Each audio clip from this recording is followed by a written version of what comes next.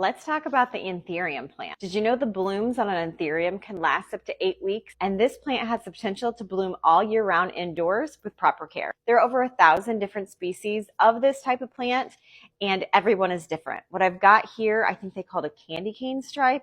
So fun. Did you know that what the bloom is not actually a bloom? This is the leaf protecting the bloom inside. These plants are tropical, and imagine them growing under groves of other trees. So they like bright indirect light. Direct light can cause their leaves to burn.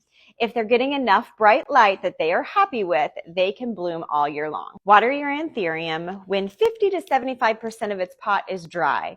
You're going to give it a good thorough drink. Make sure that all the soil is fully saturated. It wants to drain out so it's not standing in water, and she should be happy. Fertilizer in the growing season, and during the winter months, she might go a little dormant, and that's totally fine. My last tip is the most important tip. So Anthurium plants are toxic to both humans and pets. So what that means is don't eat your plant. Don't ingest them. So if you have pets at home who are curious or small kids, keep them out of reach.